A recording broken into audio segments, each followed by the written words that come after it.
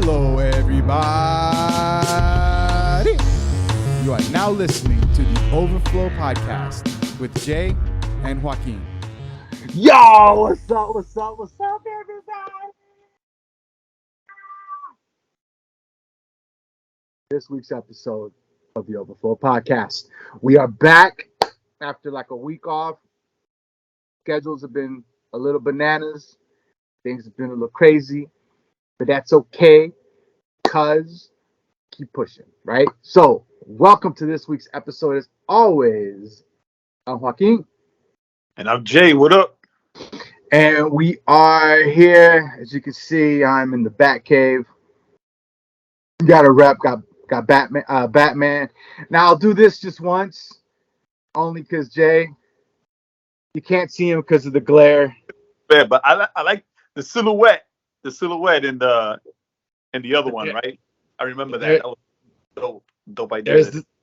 There's the Superman, and then the Justice League poster from the Justice League, but still a dope poster. Yeah, bad dope poster. So and then there's the Joker clock, keeping an eye on us. So listen, we got a few things coming on as I'm on my computer from work, because I can use it and it works, and it's a lot easier. But what's up, Jay? This week, what's been going on? We got a couple of things we got to hit that are surprising, exciting, and wild. So, Wild. What are we gonna do first? Surprising, exciting, or wild? Like, what's good? Oh, so first, I think we should just go with. Let's just kind of go from the frivolous to the more interesting, weighty, potentially weightier things. So I'm gonna start off with this. I saw John Wick 4 last week. Went with my dad. Went on Thursday night last week because I got a new schedule. So for right now, my work schedule is a little. It's going to be consistent, but it's different, right? So I'm working normal hours Wednesday, Thursday. I work overnight on Friday, Saturday, Sunday. So I'm doing that just to help the team out, to help my bosses out, since they're good dudes. I'll help them out, right? If it was my old boss, but vaya, you're on your own. Pal mal, right? Because I don't want to say anything ugly. Vete pa allá. It's we used to say, my family and I, and I'm pretty sure it's an island thing. We used to say to the Caribe Hilton. Vete pa Caribe Hilton. That's right. But because it's my new management team, trying to help them out, I don't want my direct manager to have to go through the same stuff I have to go through. So, I got the kind of the wonky, weird schedule, but it's consistent at least, right? It's not different every day. It's just this is what it's going to be until we get those positions filled. So I was able to go see John Wick. Went with some of the guys from church, from the small group. Took my dad with me. I don't want to say too much because Jay hasn't watched it because he's a punk.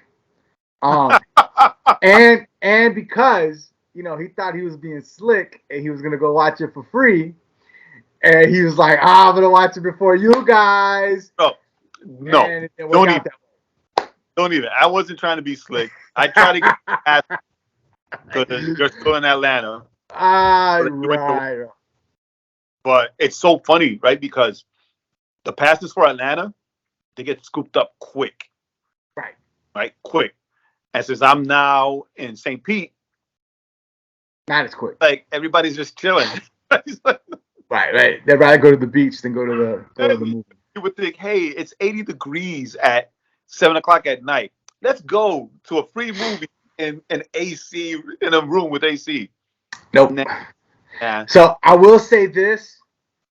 I don't know.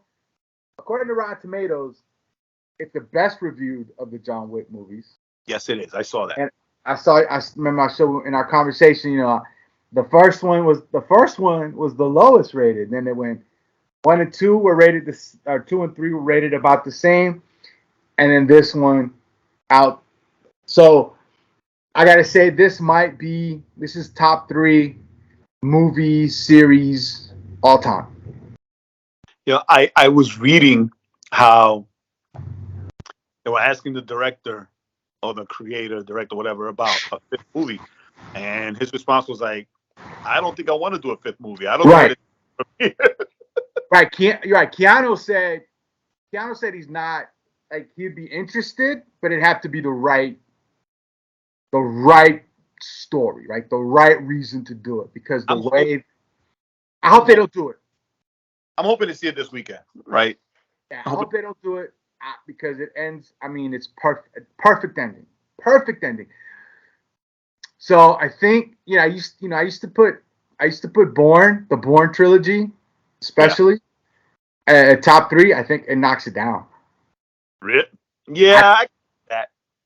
I think it does. I think it does. Lord of the Rings, top tier trilogy, right? John Wick. I'd have to think about the 3rd one, but sorry, I just saw a headline that perplexed me. So what else? But anyway, so we got John Wick. John Wick was fantastic. Dope. Yeah, it was dope. The other movie news that we just found out today, which is exciting, is that it looks like potentially the main villain, or a villain that's going to have a lot of play in the Batman sequel, is going to be Clayface. Which is dope. For those that might not know, Clayface was a dude who was an actor. He was a failed actor, and so he, it's like all comic book movies, right? He got some kind of ooze or something, right? Causes his molecular structure to change. With him, it was like some kind of like messed up makeup that he put on for a movie or something, and so he turned into this like glob of clay. Now he can shift change, right? He could. He's a shapeshifter now. Anything he wants to look like, the voice, everything. So that's a cool wrinkle to add to the Batman universe, the Reeves verse, because it's got that supernatural, right? That kind of fantastical element to it. The superpower realm, which the first movie, the talk about the first movie was how they were trying to stay out of that to keep it more real and more grounded. Right. So the fact that they bring in Clayface, it's a superpowered villain. Right. Now, who knows how they're gonna do it? Right. They might do it where he's like a master of disguise instead of a shapeshifter, but we'll see. Yeah, I hope not. I hope not. I hope that at least they'll keep it where, where he's like a giant glob, right, of mud or clay or whatever, but that they'll keep it where he can just work his face around and face and his skin malleable, where he can just like. Darkman. Remember yes, Darkman. Oh my God, you took me back. Yes, right? Like Darkman. That was kind of his thing. He could kind of change how he looked. Mm-hmm. So, without making it the big kind of out of place, right, with the universe that they created. So we'll see. Right now, all I'm excited about is the Penguin. I think next year is supposed to come out, and it ties. The Penguin falls in between the end of the Batman, and it's going to tie into the sequel, Batman 2. So that's it's exciting. It's exciting to see what they're going to do. Do with that. What I love about what Matt Reeves is doing with the Batman series is that he is choosing. Let's say if I'm not sure if Clayface is a rumor or if it's something that's confirmed, but let's say, right, if it is, then both Batman and Batman 2 Even with the Penguin, right? No, not so much the Penguin, but with the Riddler and Clayface, these are a part of Batman's rogues gallery of villains, but not like the forefront villains. These are like his B villains, right? Right. So Right. it's dope. It's dope. It's dope. I Right. love. Yeah.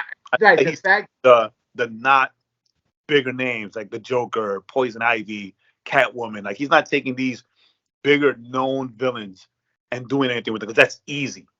Like he's Well, I creating. mean, he did something with Catwoman, but right, but he did. It's she was like he kind of leaned into their relational kind of Right. aspect of it.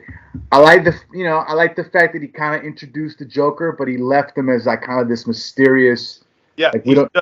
he's just the man behind the glass. Like The fact that he already caught him, right? That he was like, oh, you came to see me. It's been a while, right? So the fact that he's established them, right? The Riddler, I thought the Riddler was great in his little weird mask.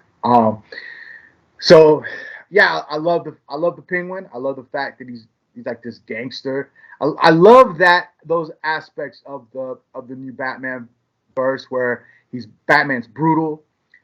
He kind of learns at the end of the movie that I can inspire some hope, but he's still gonna be brooding, right? Because that's who he but is. he's still gonna be Batman. He's still gonna be Batman. Batman going to Batman. But I like the fact that he's bringing these characters because you can definitely do almost like a street level Clayface, right? And even with that, introduce different villains. Have Clayface also show up as Zaz or something, like. There's just different things that you could do. That's my wish. My wish is that he would include Zaz as a serial killer running around Gotham, just killing everybody. I mean, you can, right? Because the Batman had the Riddler, it had Falcone, right? It had Catwoman, and it had Penguin. Yeah. And all a part of the greater story arc, but still doing their own thing, right? So he still can. Yeah, so that'd be to me that would be dope. But So I'm going this route, or once it's confirmed, I'm glad he's going this route rather than the Court of Owls route, which is what people wanted. Right. Right. I'd be surprised, and I'll be happy to see the Court of Owls on the big screen. But the fact that he's keeping it gritty and keeping it with like a less hype villain, I think is dope. Yeah, I think a Court of Owls, like a version of it, could work, but more probably like for the third movie than for.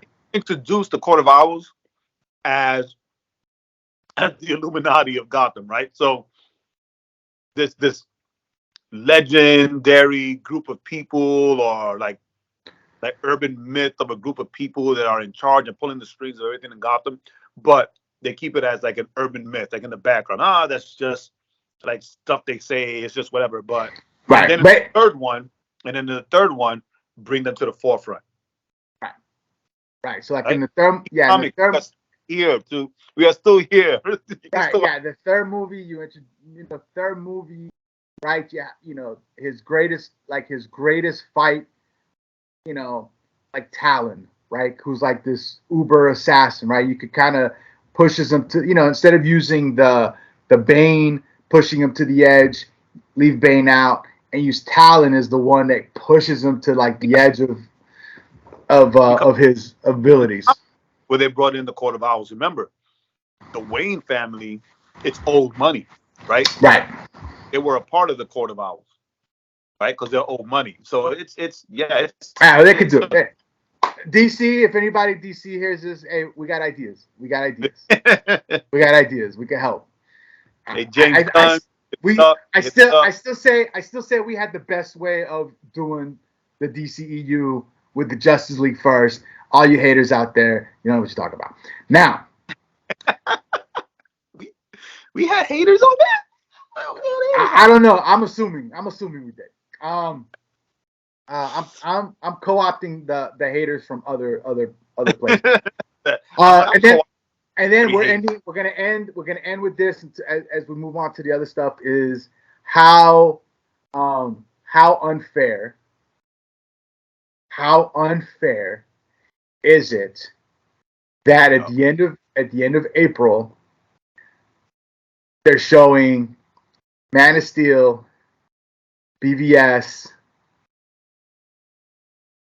and the Zack Snyder Justice League on the IMAX screen in LA only, in California of all crappy places.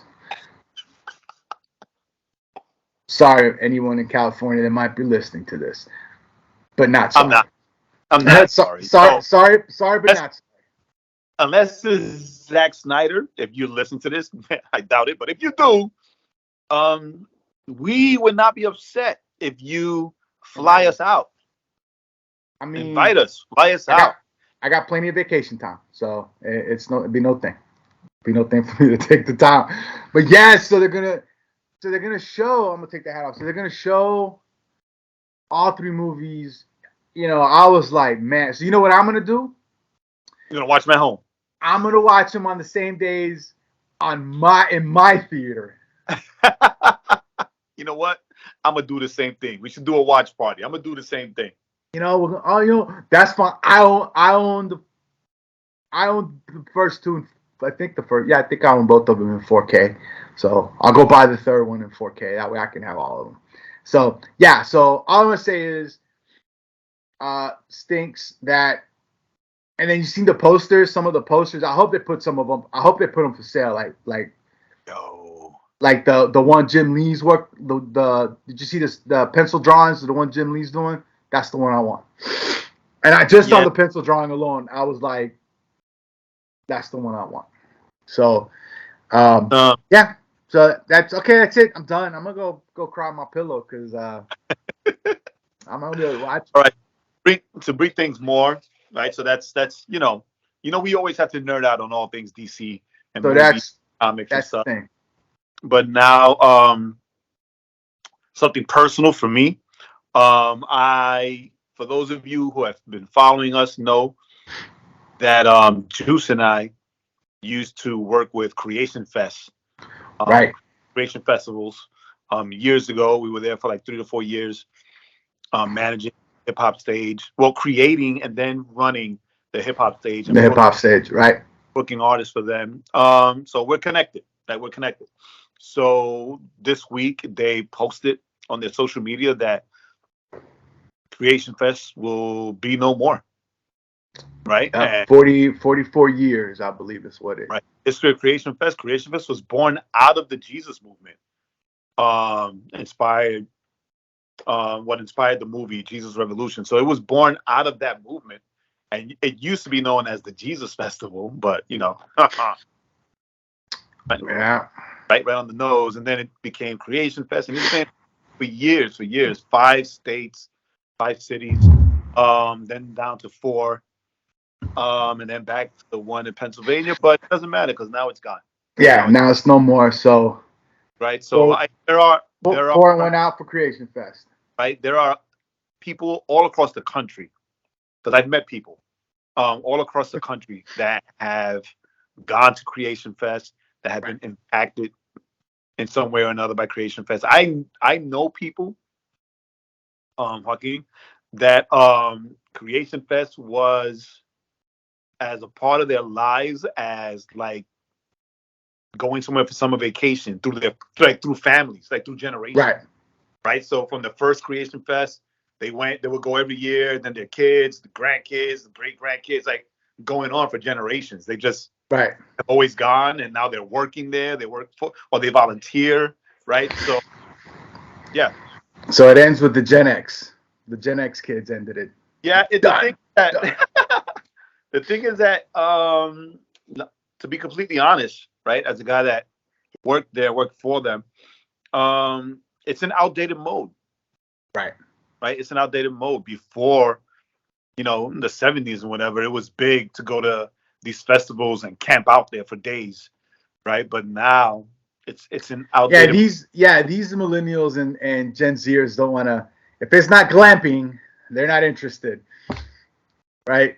Right. So so it is That's true. It's almost like they could just do a Creation Fest playlist on Spotify, and it get just as much listen. It'd be just as much attention. That's actually not a bad idea. They can do You it know, by decades.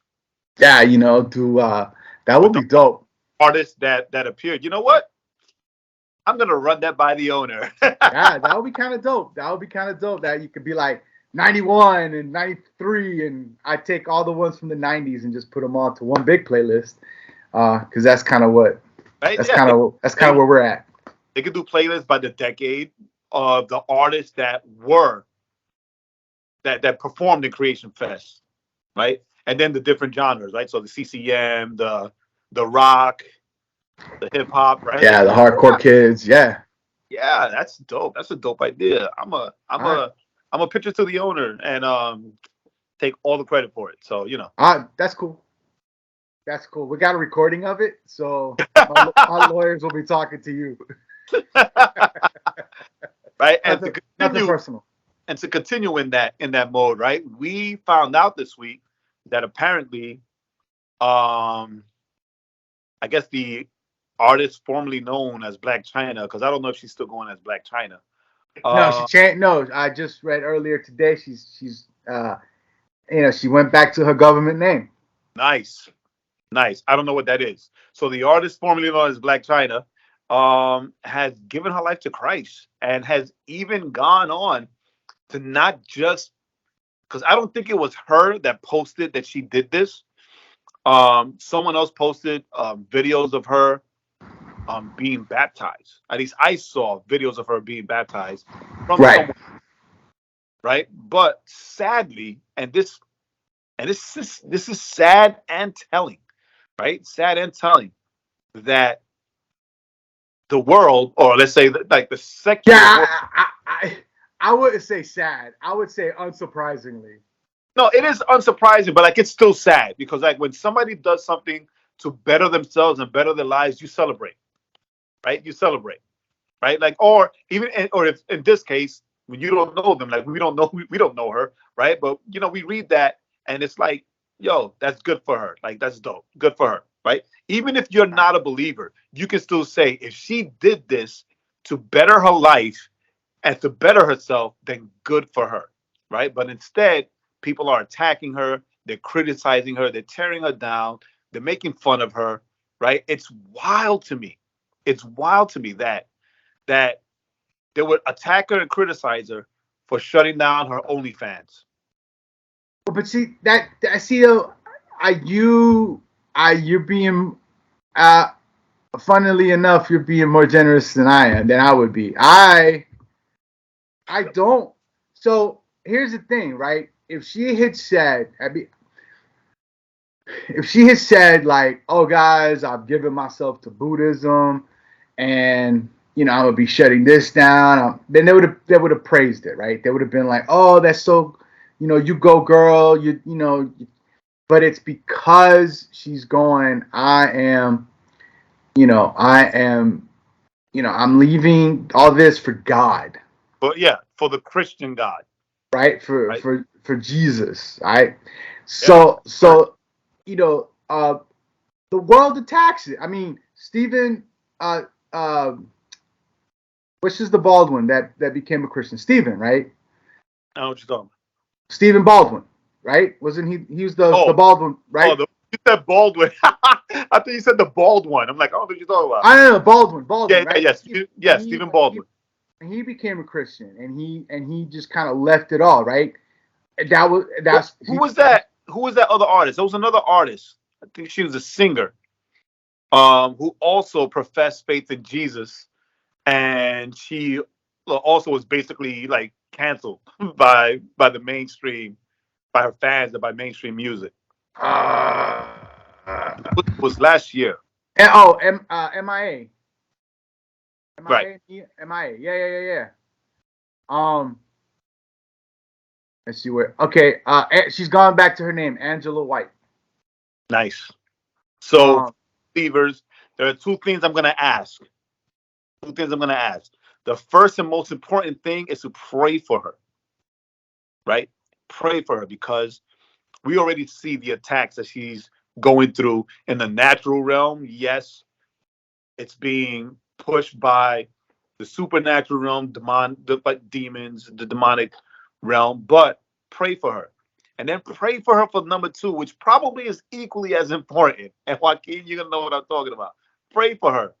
Pray that she doesn't get sucked in by these clout chasing churches and ministries to throw her on a platform and on a stage so that she can go around preaching and go away from mainstream celebrity to Christian celebrity. Right? Because we've seen it. We've seen it happen a lot.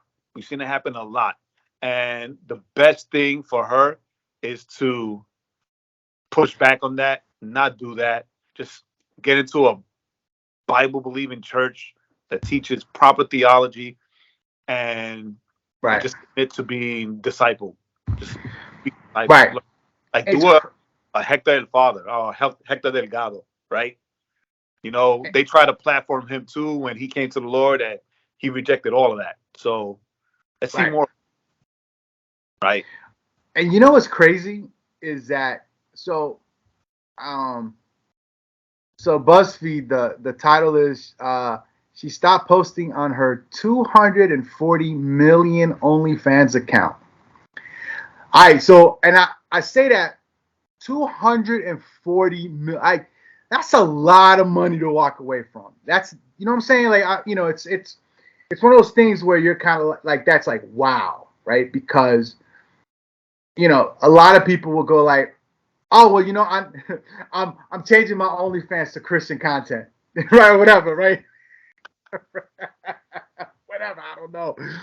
But I just thought that was crazy. The big thing to me, I thought was only Christian fans. So the interesting thing is that so she went. I mean, that's not just interesting, but I mean, I'm honestly, it's also pretty inspiring, I think, and hopefully it inspires other women, right? You know, she went and got all the fillers out, you know, for her rear end, for her face, and I mean, she looks better. She looks more attractive, like her normal face looks more attractive. Her real identity. Her real that person. Warped identity that the enemy gives you. You know, I got this picture, you know, and you can see it. It's like, wow, she looks amazing. It's so crazy how fame. I mean, it's not crazy because we know this is what it is, right? Fame or the pursuit of fame. Because what was she know? She was I think a stripper. She was like a video girl. It's not like she was a rapper. It's not like she was, you know, she did any of this stuff. She was a body double for Cardi B at one point. So the pursuit. I just read that. It's not that I'm all in on. Oh, I know what's going on. I just read that. And I was like, huh. Right, but this shows, right? This shows like how the pursuit of fame, right, corrupts, right, and how the pursuit of fame changes. You know, not, you know, for her it wasn't just change her internal, but that change on the internal also became a manifestation of the external. Right. You know, like we were looking at the other day. You know, she had a tattoo of the devil, Baphomet. Baphomet, whatever, punk. I'm not putting spect on that name. He, you know, she got it removed. It was on her thigh or something, right? And she got it removed, and you know, it's you know, not to get too overly spiritual about it or try to make it, but you know, it's like when Jesus comes in, he removes these things, and that's, you know, that's just a very real physical way of saying like that the devil, right? The evil. It's like that old school song, Jesus on the inside, working on the outside, right? Like you can see that in real time with her. Jesus on the inside, working on the outside. So, props to her. Let's keep her lifted in prayer. Let's keep her lifted up. Yeah, and let's hope that she gets surrounded by the right kind of people that will help her grow. She just. I'm gonna say something that might get us some flack, pero no me importa because it's true, right? she needs to go the Hector Delgado route, right, and not the Kanye route, right. She needs to get out of the spotlight, get away from all of that, get into a good church that'll disciple her well with theology, good Bible, right? Good. I mean, she got the money, and leave, like, just leave the celebrity, right? Leave the celebrity. Yeah, that's the thing, and not even seek it within the kingdom, right? Because it could be detrimental even within the kingdom. We've seen it. Right. Well, it's like the wrestler Ted DiBiase, for those that were into wrestling, the $1 Million Man, 80s. He was big in the 80s, early 90s. He's another one of those guys that accepted Christ, and his people sat him down. They said, "You're sitting," and he disappeared. Right, they didn't let him speak.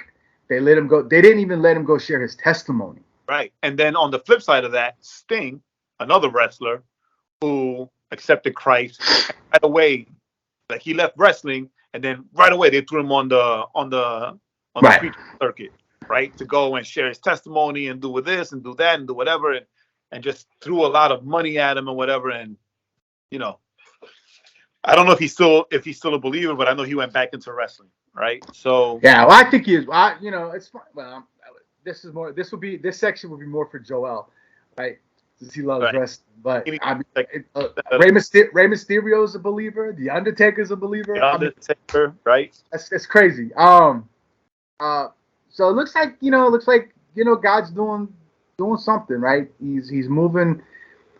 And hopefully what it is that Hollywood is so corrupt that he's removing these people out.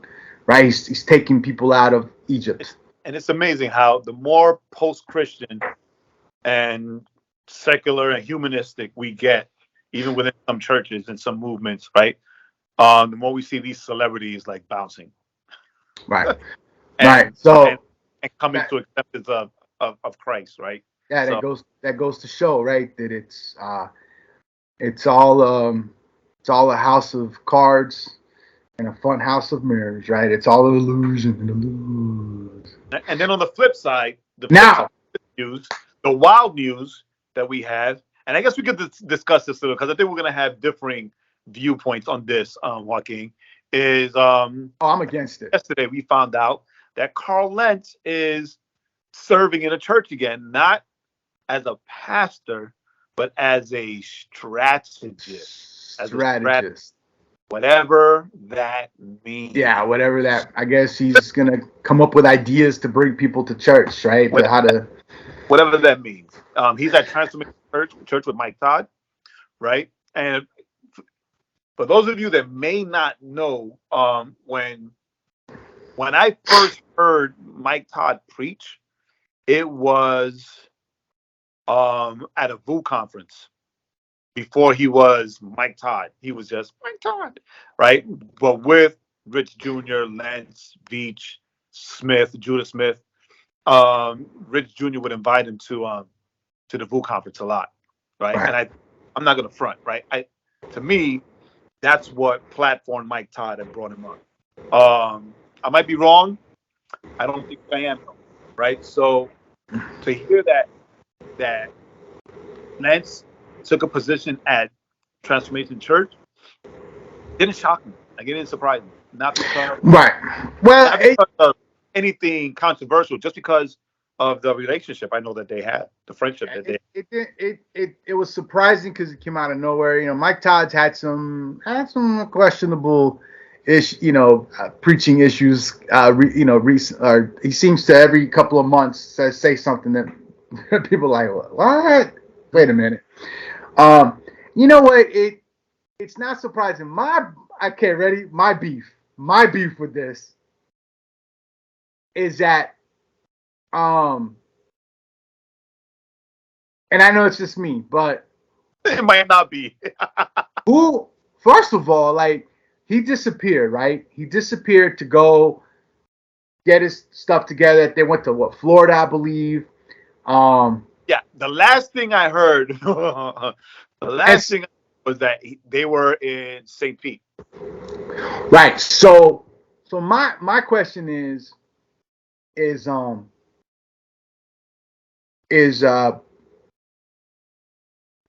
me, before I say that, I'm gonna lay it out there for those that might not know. I'm always very skeptical of pastors that step down because of something that they did that was so egregious, right? Whether it was infidelity, whether it was thievery, whatever it is, and like I'm always so skeptical when then within a year or two, all of a sudden they come back and it's like, oh, we're good, I'm restored. And it's kind of like, I'm like, well, my thing is you got caught, right, doing something you shouldn't have been doing that, blew up your church, almost blew up your family. Yeah. Right. So and because you were not transparent, you were not being honest. And my part of me, and this could be me, I'm like, I want to like, who is it that you sat under to get brought back, right? To learn from, because it's like, oh yeah, he's his wife put something out where she was like, oh, he's apologized, he's took ownership, that doesn't mean nothing. He put it out there that they're good now. They're in a good place now. Like right, and that's great. And that's not. That's amazing. All right. So this is my thing. This is my beef with it. Right? And wait, let me get my last point. My last thing was this, and what also kind of grinds my gears about this, and what kind of makes me go, I don't know about this, is it's funny how these guys never get restored, and they never go like, I'm coming back. God's restored me to come back into ministry, and I'm going to this 800 member church to pastor and to be the strategist or whatever, whatever that means. It's we'll say 1,000 member church. But I agree with you. That, I'm going to like this huge mega church where the pastor is known for rocking super expensive stuff, where he's known for doing these very creative sermon illustrations, not taking anything away from that. But when the pastor is one of the ones that's highly featured on Preachers and Sneakers because he likes to floss that way, and that's where you're being restored to. Like I don't care about any of that. I think he was restored somewhere else, and now he just needs a job. But that's what that's the thing. My thing with Lentz, with the whole Lentz thing, is I agree with that. Like, why not? If you've been restored and your family's whole again and everything's good, then why not go to a small church, a small local church, and serve humbly in that small local church? Why does it have to be a mega church? That's, like you said, always on social media where the pastor's like, oh, whatever, right? And number two is, and this is something that I guess we have to, number two is, because we don't know what the hell he's a strategist means, right? We don't know what the hell that means. Right. But will him being a strategist eventually mean that at the end of the year, he's an associate pastor and he'll be pastoring again? Right. Will he be pastoring again is my question. I think within I think you're right. I'd say I'll give it at most 2 years. I'll give it the end of the year. No, I don't give it not that fast because they're smart enough. I'm very, very cynical, Joaquin here. They're smart enough to know that would be too much of a rubber band effect. So you give them a year in, right? A minimum year in, so within the year or two. I say 2 because maybe they'll be like, well, let's kind of bring it in slowly, but this is where we're headed anyway.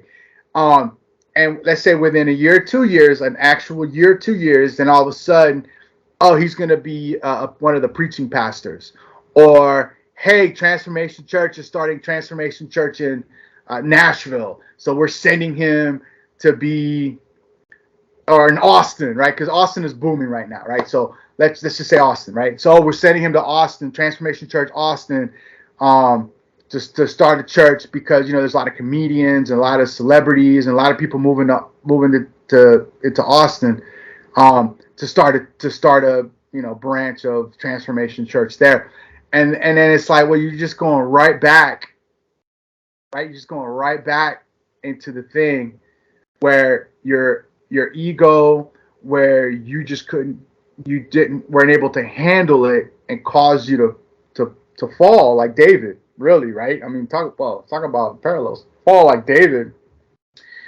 That always bothers me. Like, I'm starting a new church or I'm going to a big church, and it's like, what, like you said, and as why not serve humbly at 1,000 members? Because technically a mega church is 2,000, right? That's the minimum of a mega church. So, but 2,000 is small, yeah, right? So why not start at 1,000, 2,000? Why not, or even smaller, and go, you know what? I'm gonna come and serve God here. If God called me to ministry, we've always said this, right? If God called you to ministry, so God called you to famous ministry, right? It's like, and that's always been my problem. It's not that God can't restore, right?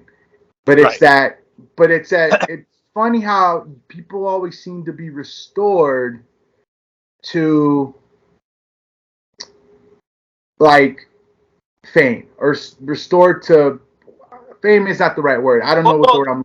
Like, when the Lord restores, He restores your heart, He restores your life, right? But a lot of people think that He restores your stature, Stature. right? He That's the restores word. stature, right? So it's like, oh, well, the Lord restored him. Back to mega church pastor, back to celebrity pastor. Right. No, the Lord restored his home, restored his family, restored his heart, hopefully restored his mind, right? He didn't restore your stature, dude. Right? He didn't restore your need to be in a mega church. And we're not saying that this is what's going through Lentz's mind or heart or whatever, right? We don't know. We don't know. This is how, I mean, this is kind of the way we think, right? Because we've, I've grown up in church. I've grown up in the smaller churches. I've been to some of the bigger churches and all this stuff, and it's like, and just through my years as a believer and in the just observing, it's funny how, when you have fame, you seem to get restored back to fame. Right. And that's where, I question it, right? Because we know, if we want to look at scripture, a couple of the most famous dudes, Solomon and David, right? I mean, they fell, right? And God was like, hey, you're still going to be king, but you're not being restored to the same glory that you had. Right. Right. There's consequences to what you did. You're still here. You're still, for David, right? You're still a man after my own heart, but you're here. And guess what? Your kingdom, your kids are going to fight, and all this stuff is going to happen because of the sin. It's not like David repented, cried out for 3 days, got up, and then God was like, hey man, we're A-okay. I'm putting you back, Bring you back to your glory. Right? Back to glory. More glory, right? Because, I'm going to restore you back to your glory and give you more, right? So it's not. So that's the only thing that causes me to kind of go. Yeah, I guess we'll just have to. I hope that's not what it is. We have to wait and see what strategist means, and then and see what happens. Right now, we don't know anything. We all just heard, right? So we don't know anything. Right. So it's like we pray for the best. That's it. Just pray. That's it. We pray for the best, but I got my eye on the worst, because that's just that's who I am. Sorry. All right. So speaking of restorations, speaking of people coming back, who went away and came back, this weekend is Easter. It's the crucifixion and the resurrection. He came back. It's this weekend, my friend. Are you sure? I am. No, I'm not sure. You know what? I'm a week ahead. Speaking of coming back, in 2 weeks, Jesus is coming back. Am I confused? I might be confused. Yeah, you're confused. Am I a week ahead? Yeah, you're a week ahead. This weekend's Palm Sunday. All right, well, Palm Sunday. So Jesus is coming back to Jerusalem. It works. That's right. El burrito sabanero is on his way to Jerusalem. So no, but Palm Sunday's coming up, and so we're about to hit Holy Week. Right. And so let's I think I know I was thinking like oh man, got to sit down and watch The Passion. With the I'm gonna sit Mia and Jenny down and make them watch The Passion. I should do the same thing because I think my nephew, Anthony, I think he's never seen it. And then on Sunday, so make them watch The Passion on Friday, and then on Sunday watch Risen. No, so see, so that's for Easter weekend. Right? That's for Easter weekend. Like Good Friday, he has to watch The Passion, and then Easter Sunday, he has to watch Risen. Risen was good. It was good. It was a good flick. And then a few weeks later, we'll watch Paul, the Paul movie with Caviezel. That I haven't seen yet. It's good. I liked it. Book of Eli. Bro, I went and watched it in the movie theaters with my dad, and we were both. I was like, "Why are you crying?" I look at. I'm like this. I'm like, and I look over at my dad. He's. And I'm like, well, I'm like, were you crying? He was like, how could you not? For the Paul movie. For the Paul movie, yeah. Because remember, in the movie, it's Luke going to visit Paul. Right. Paul's in prison, and it's Luke going to visit Paul, and it's Paul kind of walking him through all the different things, and up to when Paul gets martyred. Dude, it was a good flick. It was I liked it. I gotta watch. Good flick. I think it's on Amazon Prime. I gotta watch. It might be, but yeah. So sorry guys, I was a week ahead. I was all excited about Jesus coming back.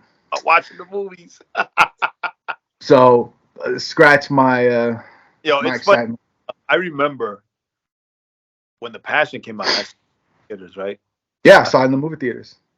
And place cried. Everybody was crying. Yo, I think I was the first person in the theater that was bawling, right? Because the opening scene when he's in the garden crying before God, as soon as I saw him kneeled in the garden, crying out to God to take this cup from him, I started bawling. And it wasn't even like, oh, later. Like a lot of people were telling me, oh no, I didn't start crying to this. I didn't start crying to that. As soon as the movie opened and he's crying for God to like pass the cup from him, I was like, oh. Yeah. It's like those movies, man. Yeah, I think what's funny is that that's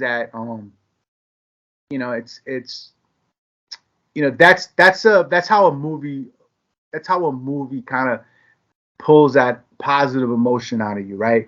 Because and especially for like guys like us who grew up in the church, right? I think sometimes we can get a little, I don't want to say desensitized, but that might be the only way I can think of at the moment. Well, I think it's more familiar, right? So we're like, okay, yeah, it's Palm Sunday, yes, yeah, he was crucified, yeah, it was terrible. Like we know, like his back was ripped and he was bleeding, and that's so like terrible what he went through.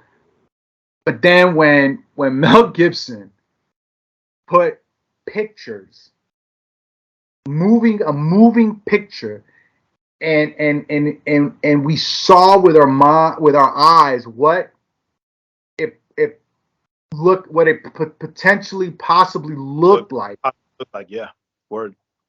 And then knowing that he took the accounts of what those things did to the body, and then he showed us, and then you kind of grab hold of, what Jesus actually went through. And it's funny, in group today we were talking about the trial, and so in study group we've been talking. They've been going through John, and this week we hit John 19. I think it's John 19, where he's before Pilate. Yeah. Right, and Pilate is like trying to get him out. Right, he's like, hey man, just who are you? Tell me, like, let me help. Like I told the group, I was like, Pilate is over here going like, help me, help you, help me, help you, right? Right, and then talks about he went, they beat him, they brought him back. Who are you? Do you not realize I have the authority to free you? And Jesus was like, you have no authority over me. You have the authority that's been given authority to you. that my Father has given you. Right. And so we're like walking through that. What was interesting is that one thing I've noticed, and this is not what we're going to talk about, but it seems very apropos. It might be because yeah. But one thing I've noticed, I've been meaning to ask you about this, but one thing I noticed, because I when I spoke, I mean, I normally don't say much, right? But this week I was more engaged, because I was like, they were talking about something, and I was like, well, not to put some kind of spiritual bent to this, right? It's very practical, right? Pilate, because everybody was like, oh well, Pilate knew that he was the Son of God, and Pilate, he just in his heart he must have felt, right, because he wanted to. And I'm like, no, let's not put such a fine spiritual point on it. Let's remember Pilate. I was like, Pilate is the governor of the area.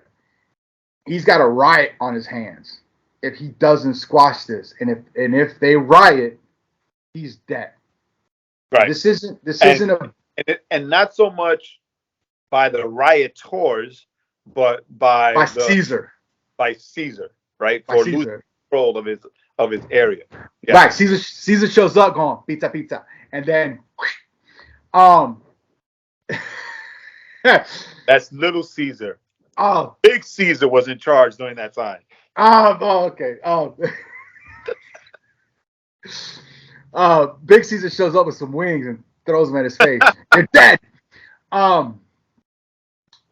Right. So this picture, right, that we have that, and so it's funny how I've been noticed, because I was like, here we have Pilate saying, I wanna let you go. Right? There's that's it. And it's funny how it seems like lately people try to what's that? That's not exegesis, but eisegesis, right? People try to eisegesis their way through scripture.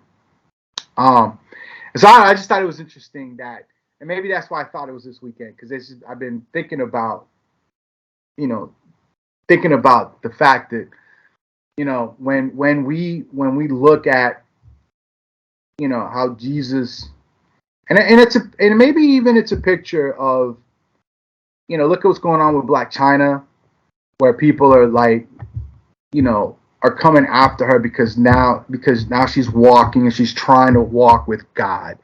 And so what are they doing? They're saying you're a fraud, you're not who you say you are. Oh, now you're doing this, right? You can't, what was one of the quotes somebody's, you can't turn you can't turn a hoe into a church girl or something like that. And turn a hoe into a deaconess. Right? I'm like, how disrespectful, right? Right. So I don't know. These are just the things I've been thinking about. I don't know if there's a point to it.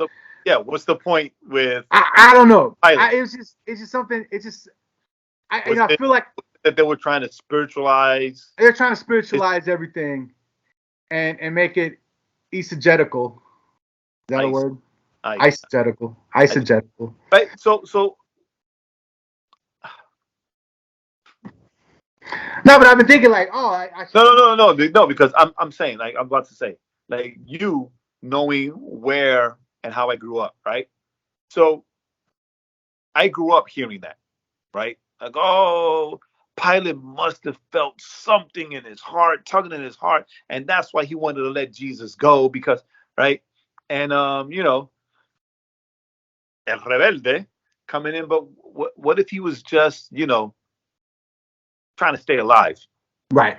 Right? What if it was that he saw no wrong in Jesus, because he saw no wrong, right? He saw no wrong. The Bible's clear. He saw no wrong in this man, but he was a politician, right? So he had to do what the people were yelling at him to do, because if not, they would riot, right?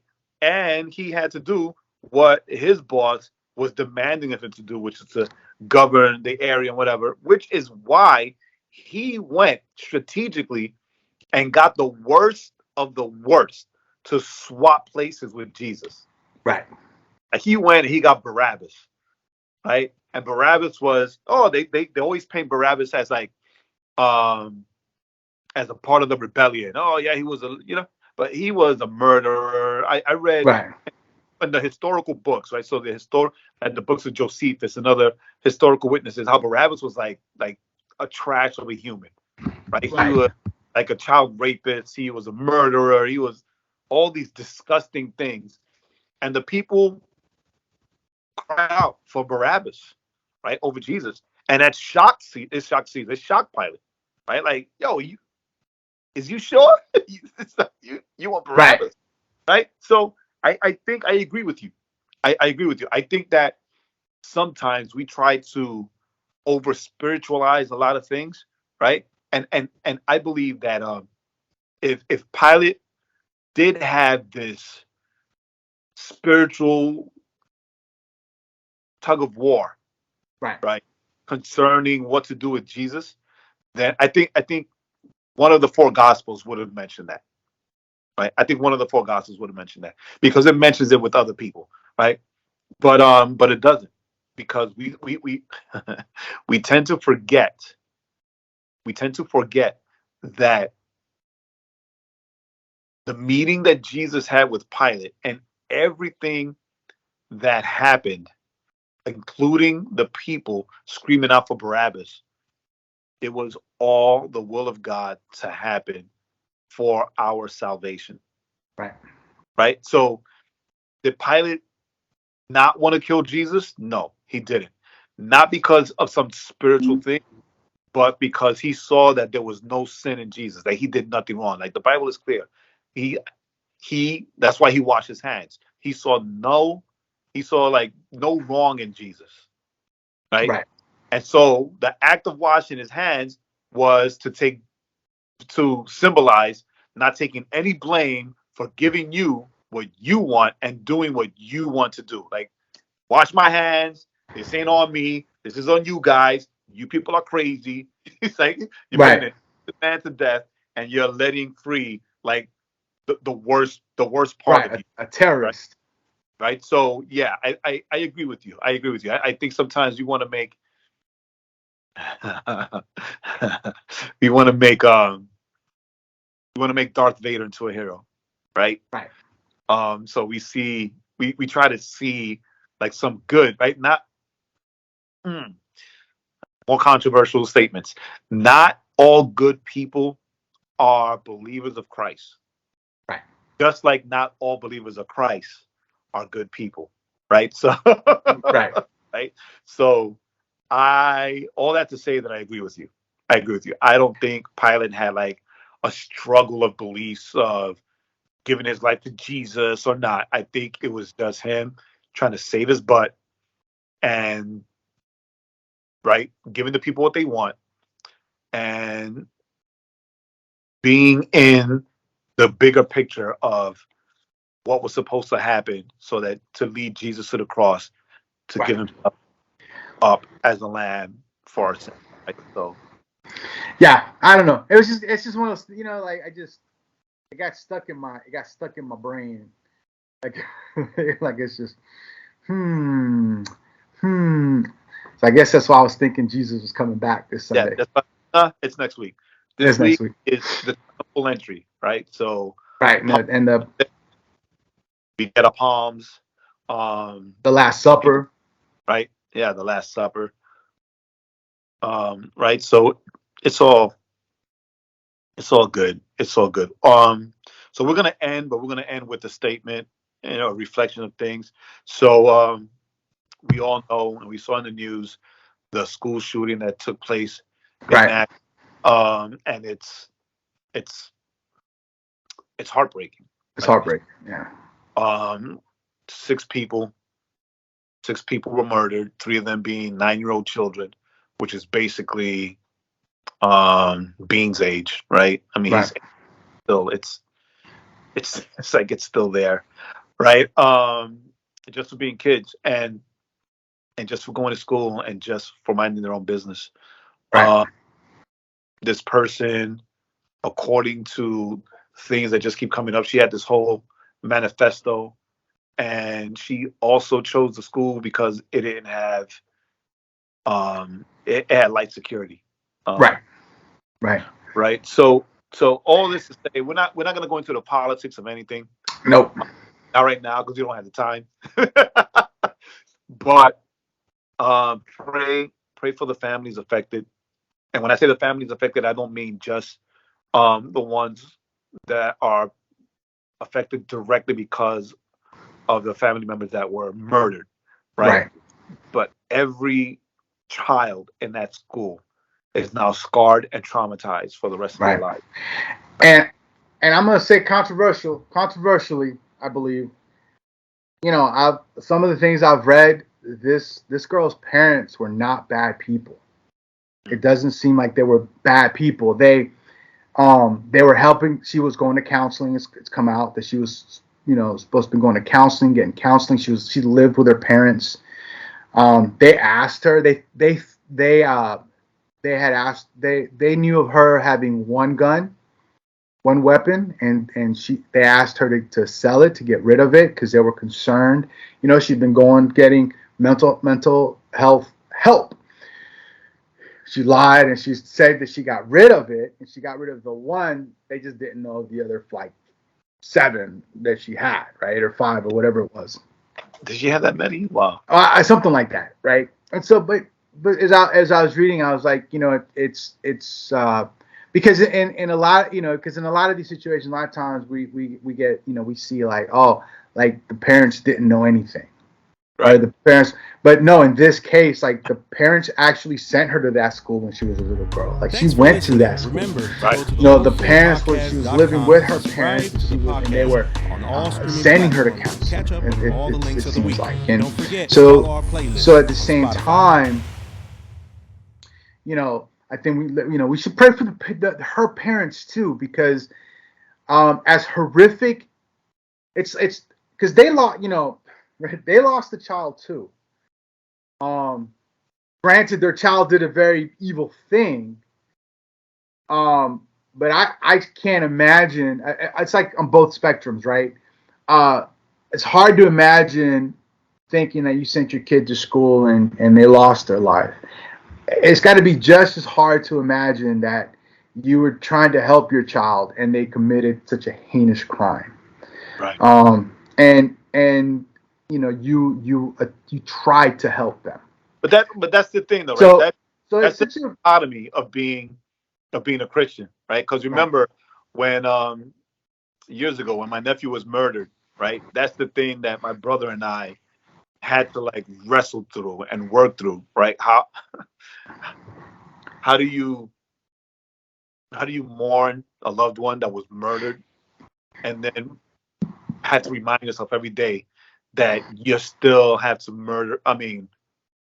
love and pray, right? Pray and love and pray for the murderer, right? Because it's not easy, right? It's 100% not easy. You can Right. see I'm still getting choked up now just remembering Thinking it. about it. Yeah. But yeah, 100%, right? Pray for her parents and her family, right? Because they have to live on, being reminded of that for the rest of their life. Right. Right.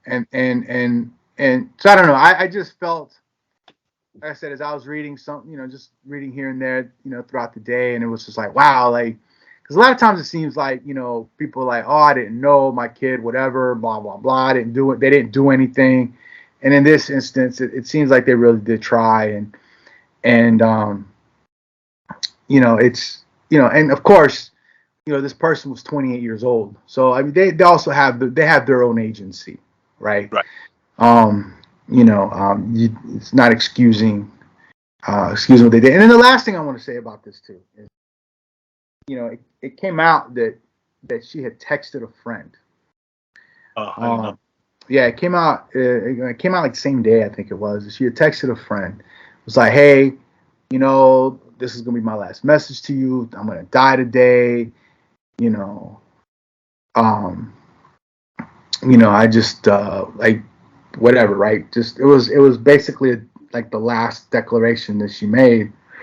And the friend was like, hey, I'm praying for you, uh, God keep you, that kind of stuff. And so there's two things, right?